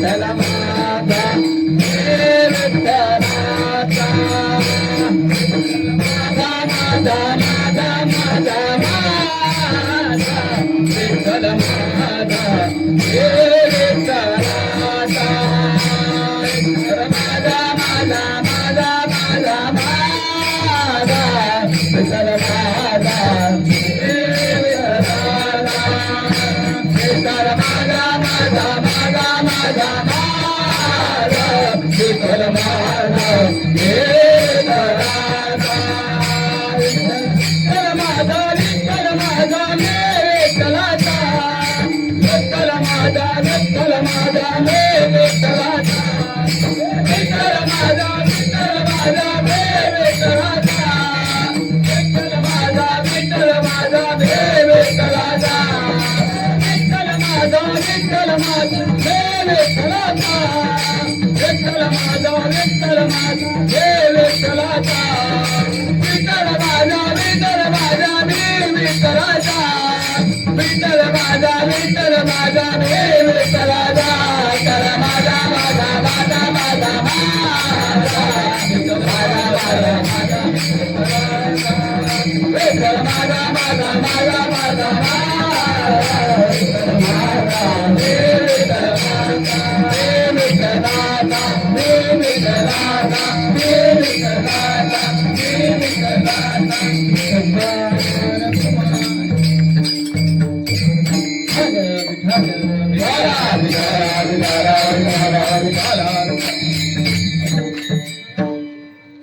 डोक्यात विठोबा रखुमाईचा गजर होत असताना एक संकल्पना आली, पण ती पूर्ण झाली नाही. असो, संकल्पना मला तुम्हाला सांगावीच लागेल. हा या गादीवर उभं राहण्याचं एकमेव कारण म्हणजेच ही गादी मिळवून देण्यासाठी, मला मिळवून देण्यासाठी इथल्या प्रत्येक व्यक्तीच्या हृदयात एकच इच्छा, ही गादी, या गादीवरती मी उभं राहावं. जरी माझं गाव दुसरं असलं तरी इथं मी घरच्यासारखंच राहतो. इथला प्रत्येक व्यक्ती माझे वडीलच आहेत. इथल्या प्रत्येक माता माझ्या आईच आहेत. असंच समजून मी इथं राहत असतो. संकल्पना अशी होती, ज्यांनी मला या गादीवर उभं केलं आणि जी काही तोडकी मोडकी सेवा या पांडुरंगाची करायला मला मिळते, हे माझं महत् भाग्य आहे. उजळले भाग्य आता, उजळले भाग्य आता, उजळले भाग्य आता, उजळले भाग्य आता. चिंता आवाजाने, अवघी चिंता आवाजाने, संकट कधी आला भो, संकट कधी आला भो, अवघी चिंता आवाजाने, अवघी चिंता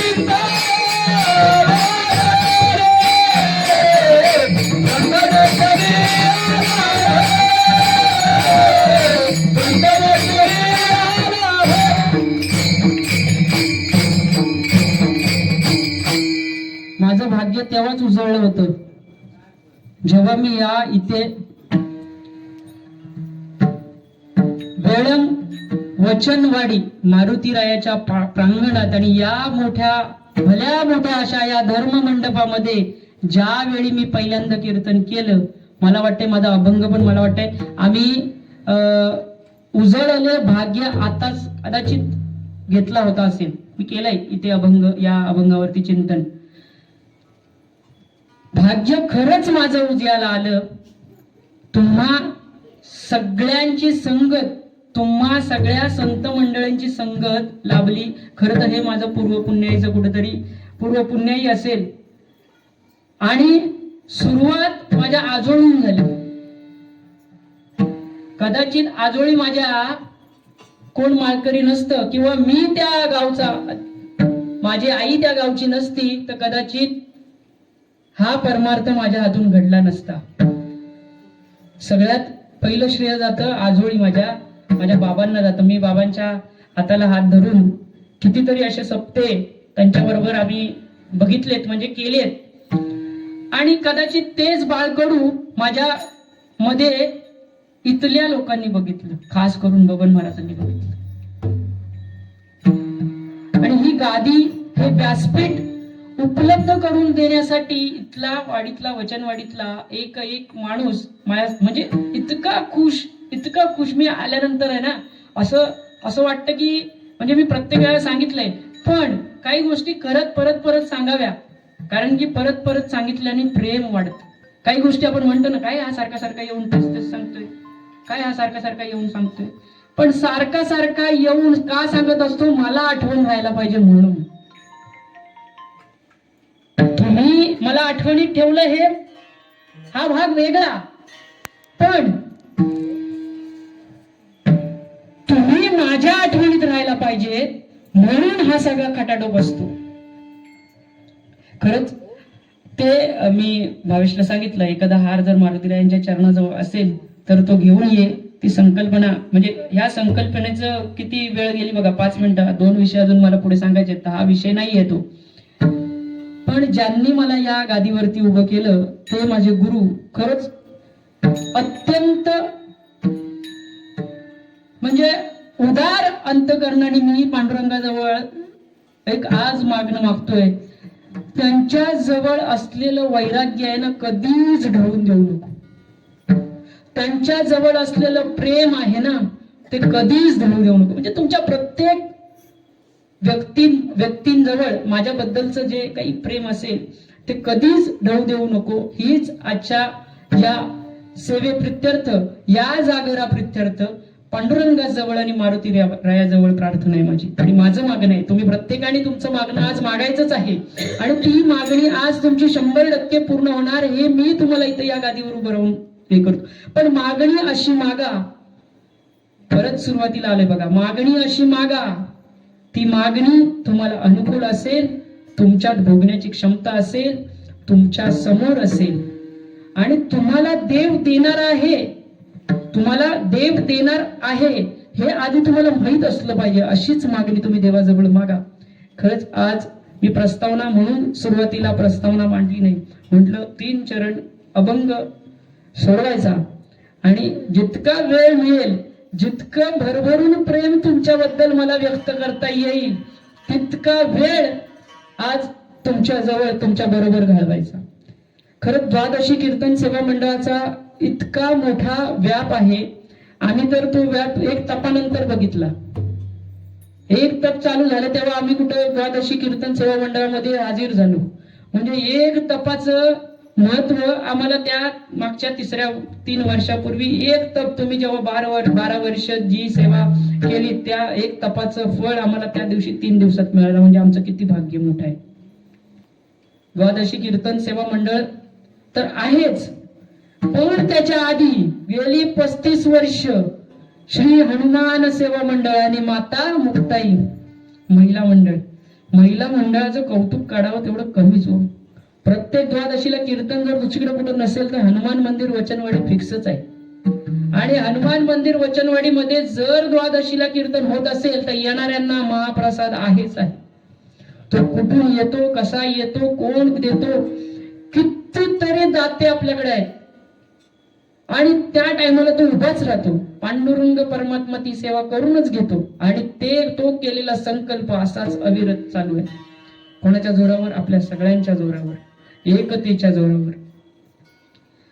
वारकऱ्यांमध्ये एक ब्रीद वाक्य बघा, एकताच असेल वाक्य म्हणजे वारकऱ्यांचं प्रतीकच आहे. जिकडे एकता तिकडे वारकरी, जिकडे एकता तिकडे वारकरी. एक असाल, संघटित असाल तर किती पण मोठा संकट येऊ दे आपल्यावरती, तो जाणारच. उदाहरण देतो बघा, विषय आता 2तला 1च पुढे करू आपण, पण हा विषय पूर्ण करतो. उदाहरण देऊन सांगतो बघा, संघटित राहिल्यावर काय होतं आणि एकत्र राहिल्यावर काय होतं. 4 बैलच घेतो. लागलं कोणाला, जर लागलं तरी चालेल, क्षमा असावी, पण 4 बैलच घेतो. 4 बैल एका शेतात एकत्र चारा चरत असतात, चरतात. कितीतरी दिवस, वर्षानुवर्ष ते 4 बैल एका शेतात एकत्र येऊन चारा चरत असतात. वाघोबा शेताच्या बाजूला येतो, वाघोबा शेताच्या कुंपणीच्या बाजूला येतो, त्या 4 बैलांना बघतो, पण त्याची हिंमत होत नाही. त्या बैलांवरती आक्रमण करायची त्याची हिंमत होत नाही. काय हिंमत होत नाही? ती 4 बैल एकत्र असतात म्हणून. आणि आपल्या समाजामध्ये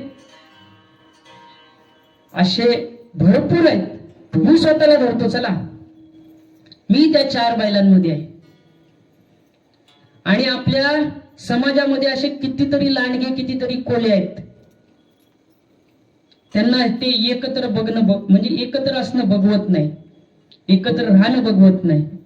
असाच एक कोल्हा त्या 4 बैलांच्या जवळ जातो आणि म्हणतो, काय एकत्र राहता तुम्ही, काय मिळतं त्याच्यातून तुम्हाला, काय तो जास्त खातो, तू कमी खातो. असा चौघांना तो कोल्हा एकामेकाविषयी भडकावून टाकतो, एकामेकाविषयी भडकावून टाकतो. चौघांना दुसऱ्या दिवशी इतका राग येतो एकामेकाचा, तो त्याचा राग करतो, तो त्याचा राग करतो, तो त्याचा राग करतो, तो त्याचा राग करतो. हे 4 बैल 4 साईडला 4 कोपऱ्यावर चारायला लागतात. बघा, हे 4 बैल 4 कोपऱ्यावर शेताच्या एका साईडला चरायला लागतात. याचाच फायदा तो वाघोबा घेतो, याचाच फायदा तो वाघोबा घेतो आणि एका बैलाला टायमाला खाऊन टाकतो. याच्यातून आपल्याला काय सिद्ध झालं, आपण काय शिकलो याच्यातून? जर आपण संघटित असू, जर आपण एकत्रित असू तर कोणाची भिषत नाही, कोणत्या कोल्याची किंवा कोणत्या लांडग्याची भिषत नाही. आपल्या समोर आपल्या परमार्थाला नाव ठेवायची किंवा आपल्या परमार्था विरुद्ध जायची, आपल्या धर्माविषयी विरुद्ध जायची, आपल्या धर्मा वेगळा विचार आणायची. एकाही लांडग्याची हिंमत होणार नाही. पण आपल्या म्हणजे मी बैलांमध्ये घेतलंय, तुम्ही कुणीही स्वतःला बैल समजू नका. आपण जर एकत्रित राहिलो तर कोणाचीही दिशेत येणार नाही की आपल्याला वेगळं करण्याची. आपला परमार्थ अजून कितीतरी पटीने वाढत जाईल आणि अजून काहीतरी चांगलं आपण लोकांपर्यंत पोचवत जाऊ. येणारी पिढी आपलं आचरण करते. आपण ज्यांचं आचरण केलं, आपण ज्या संत मंडळींचं आचरण करून आपण जसं वागतोय तशीच आपली पिढी, जर आपण धर्माविरोधात वागायला लागलो किंवा धर्माच्या परमार्थाच्या विरोधात आलो, परमार्थाला गाळबोट लावण्याचं काम केलं, तर वाघोबा टपलेला आहे, काल टपलेला आहे. संतांचं बाबा उदाहरण देतात, तो उंदीर घेऊन जाय बोका. उंदीर घेऊन जाई बोका. म्हणजे आपण स्वतः विचार करायचा आहे की आपल्याला कसं वागायचंय किंवा काय करायचंय, धर्माप्रती काय करायचंय.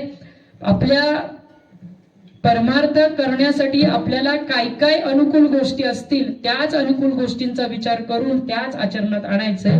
विषय दुसऱ्यातला पहिला संपला. दुसरा विषय संसार. 5 मिनिटं नंतरला चाल होईल. 9:30ला आपण बरोबर थांबवणार आहे. 1 मिनिट जास्त घेणार नाही.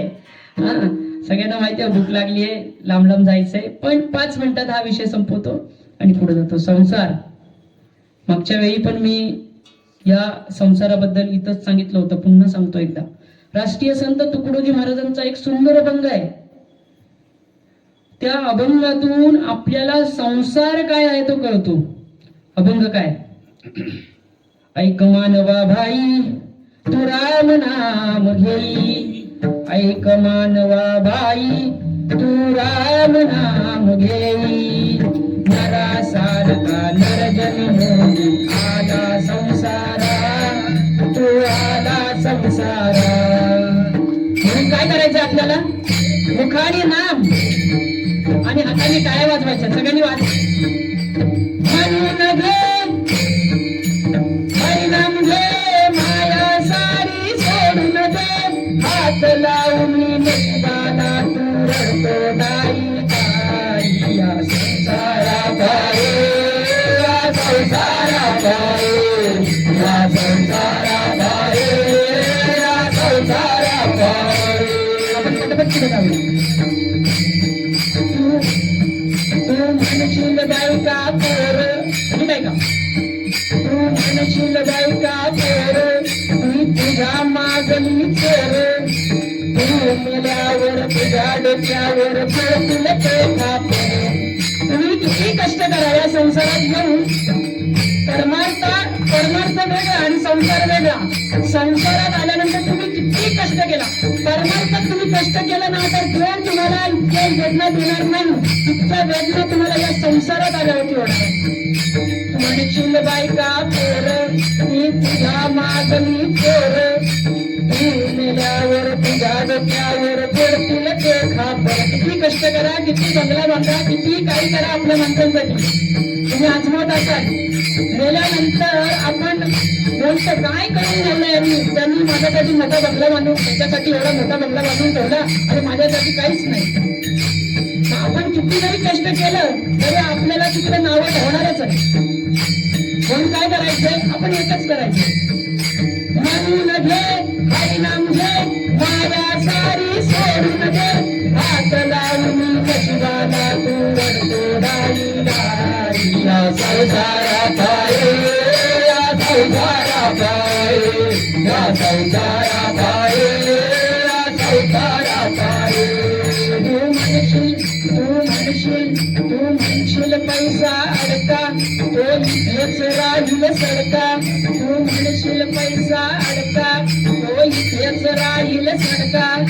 तू मेल्यावर तुझ्या बरोबर एक आण्याचा मडका. आता मडका जर आपल्या बरोबर जात नाही, गेल्यावर तिथं बघून टाकतो आपण. मग आपण एवढं करून काय सिद्ध काय होणार आहे? पैसा अडका एवढा कमवून आपण काय सिद्ध करणार आहोत? आपण स्वतःला सिद्ध करतो. आपण सगळे प्रत्येक जण स्वतःला सिद्ध करण्यामागेच लागलोय. आपण स्वतःला मोठं करण्यामध्येच लागलेलो आहे. पण मेल्यानंतर तो मडका सुद्धा आपल्या बरोबर येत नाही. मग आपण काय करायचंय?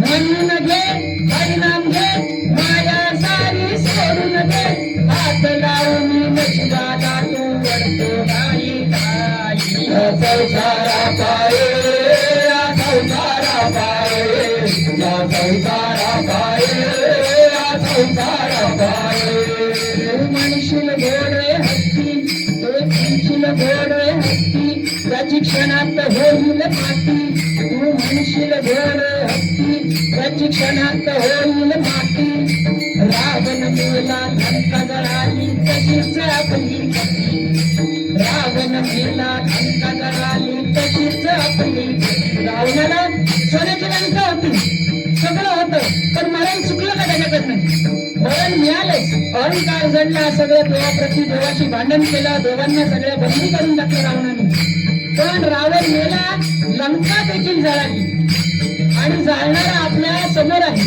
सगळ्यांना माहित आहे म्हणून आपण काय करायचंय त्याचंच भजन करायचं आपल्यामध्ये रावणासारख्या ज्या विकृत कामना आहेत जे विकृत विचार आहेत रावण त्या काळचा रावण न मानता आपल्या डोक्यात येणारी प्रत्येक विकृतीला आपण रावण समजलं आणि त्या रावणाचा जर आपण स्वतः वध केला आणि तो वध कशाने करायचा आहे तर हरिनामाने करायचा आहे हरिनामाशिवाय तिथे सिद्धी नाही आणि हरिनामाशिवाय इथं देवण नाही म्हणून काय करायचंय म्हणून घे हरिनाम घे माया सारी सोडून दे हात लावून नशिबाला रडतो दारे दारी या संसारा पाये या संसारा पाये या संसारा पाये या संसारा पाये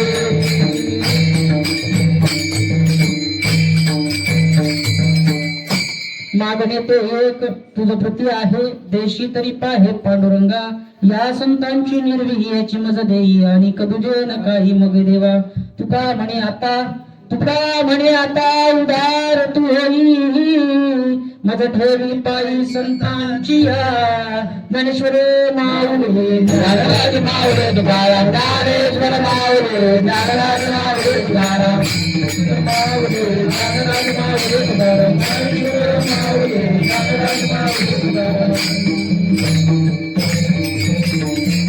तुकाराम तुकाराम तुकाराम तुकाराम तुकाराम तुकाराम तुकाराम तुकाराम तुकाराम तुकाराम तुकाराम तुकाराम तुकाराम तुकाराम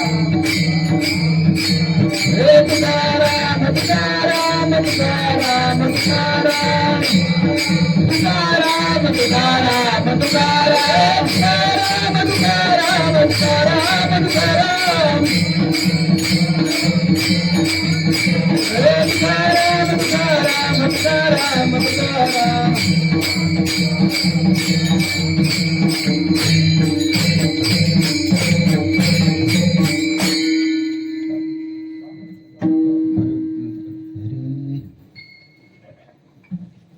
तुका म्हणे आता उदार तो होई उदार तो होई तुका म्हणे आता उदार तो होई उदार तो होई तुका म्हणे आता उदार तो होई उदार तो होई तुका म्हणे आता उदार तो होई उदार तो होई तुका म्हणे आता उदार तो होई उदार तो होई तुका म्हणे आता उदार तो होई उदार तो होई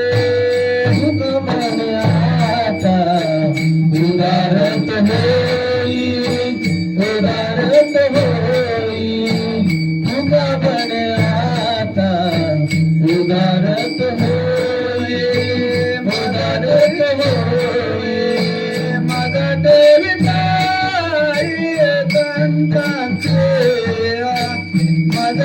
विटाई तंतांचे या तंतांचे मेरवी मग दे मग दे या तंतांचे मेरवी मग दे मग दे मग दे विटाई संतांची मज देवी संतांची या संतांची निरावी ह्याची मज देई ह्याची मज देई या संतांची निरावी ह्याची मज देई ह्याची मज देई तुका म्हणे आता उदारत उदारत तुका म्हणे आता उदारत उदारत तुका म्हणे आता उदारत होई उदारत होई तुका म्हणे आता उदारत होई उदारत होई मजा देवी पाये तंतांचे या मजा देवी पाये तंतांचे या तंतांचे मेरावी मग दे याची मग दे या तंतांचे मेरावी मग दे याची मग दे या संतांची निरावी याची मज दे याची मज दे या संतांची निरावी याची मज दे याची मज दे आणि तुला काय नमारो देवा आणि तुला काय नमारो देवा या संतांची निरावी मग दे याची मज दे या संतांची निरावी याची मज दे याची मज दे आणि तुझं काय न मागो देवा आणि तुझं काय न मागो देवा या संतांची निरावी याची मज देई याची मज देई या संतांची निरावी याची मज देई याची मज देई याची मज देई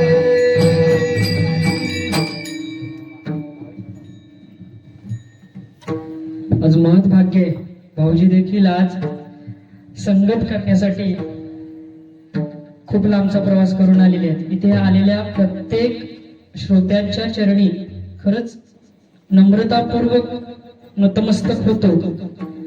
आज या कीर्तन रूपी सेवेकरिता आलेल्या सर्व भाविक भक्तांचं खरंच मनापासून आभार व्यक्त करतो. आज मला पक्वाद साथ करण्यासाठी आमचे भाऊ महाराज तसेच राटे बंधू आमचे आहेत, ते गायन साथ करण्यासाठी माझा मामा हरिभक्त पारायण सचिन महाराज कळंबाटे हे देखील उपस्थित आहेत. त्यांच्याही चरणावरती नतमस्तक होतो. आमचे भाऊजी दिगंबरजी पालकर आता जी शेवटची चाल झाली त्यांच्याही चरणावरती नतमस्तक होतो. काही कीर्तन चालू असताना माझ्या तोंडून काही जर वेडेवाकडे शब्द गेले असतील ते माझे मला परत करा आणि चांगलं काय असेल ते घेऊन जा. खरंच मगाशी सांगितल्याप्रमाणे खूप भाग्यवान आहोत आपण सगळे की या मारुतीरायाची सेवा करायला आपल्याला आता मिळते. कदाचित कलियुग असा आहे, पुढे असा देखील येईल की जसं चक्र फिरतं तसं चक्र पुन्हा आता फिरायला लागलेलं आहे. कदाचित असं होऊ नये पांडुरंगाचरणी मारुतीरायाचरणी प्रार्थना आहे. कदाचित असं होईल की जसे संकट आपली आधी धर्मावरती आपल्या आली आणि तीच संकट पुन्हा आपल्या धर्मावरती येतील आणि त्या धर्मावर आलेल्या संकटांना तोंड देण्यासाठी तुम्ही आम्ही सर्वजण या परमार्थ रूपी सेवेचा, या नामरूपी सेवेचा जो अविरत चालणारा हा सप्ताह आणि अविरत चालणारा हा जो परमार्थ आहे तुमच्या हातून सगळ्यांच्या हातून घडो, हीच आज मारुतीरायाच्या चरणी प्रार्थना. आलेले आमचे सगळे, मला वाटतंय बाळकृष्ण महाराज कांबळे देखील आले आहेत साथ करायला. परत सगळे ज्यांचं नाव, हा, आजची सुंदर अशी प्रवचन रूपी सेवा त्यांच्या हातून जी घडली मारुतीरायाच्या चरणी, खरंच खूप आभार व्यक्त करतो. इथं माईक मिळाला की मी सगळ्यांचे आभारच मानत असतो दरवर्षी, कारण की ती एक सवय झालेली आहे. झालेली सेवा पांडुरंगाच्या चरणी, तुमच्या सर्वांच्या चरणी ठेवतो आणि सेवेला पूर्ण विराम देतो. विठ्ठल जय जय विठ्ठल, विठ्ठल जय जय विठ्ठल, जय विठ्ठल जय जय विठ्ठल, विठ्ठल जय जय विठ्ठल, विठ्ठल जय जय विठ्ठल, विठ्ठल जय जय विठ्ठल, विठ्ठल जय जय विठ्ठल, विठ्ठल जय जय विठ्ठल.